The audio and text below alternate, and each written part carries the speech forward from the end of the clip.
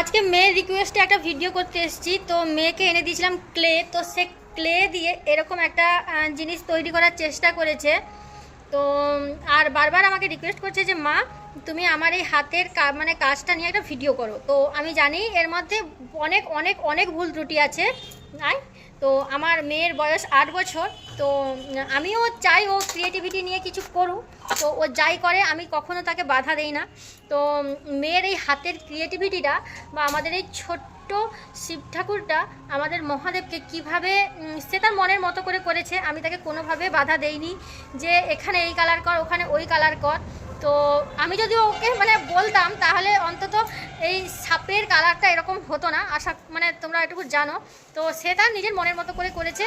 তো কেমন হয়েছে কমেন্টে জানাবে টুকটুকির ক্রিয়েটিভিটি। তো তোমরা তাকে অনেক আশীর্বাদ করো যাতে সে আগে আরও অনেক ভালো কাজ তোমাদের সামনে উপস্থাপনা করতে পারে। তো আমাকে একটা কথা বল, আচ্ছা সব ঠিক আছে, আমি সবটা ভালো লাগছে, 8 বছরে তুই যেটা করেছিস ঠিক আছে, সাপের রং গোলাপি হয়? আরে ক্লে শেষ হয়ে গেল, আমি কি করব? ক্লে শেষ হয়ে গেছিল? ও আচ্ছা, সেটা তাহলে আমার ভুল, আমাকে আরেকটা ক্লে এনে দিতে হতো, তাই কি?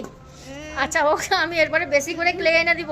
কিন্তু আমার যারা দেখছে ভিডিওটা তারা যদি এই সাপের রংটা নিয়ে কিছু প্রশ্ন করে তাদেরকে বলবো ক্লে শেষ হয়ে গেছিলো, ওটা আমার ভুল, আমার মিস্টেক হয়েছে বুঝলে, যার জন্য সাপের রংটা অন্য হয়ে গেছে। তোমরা এটা একটু মানিয়ে গুছিয়ে নিবে আর ছোট বলে ক্ষমা করে দেবে।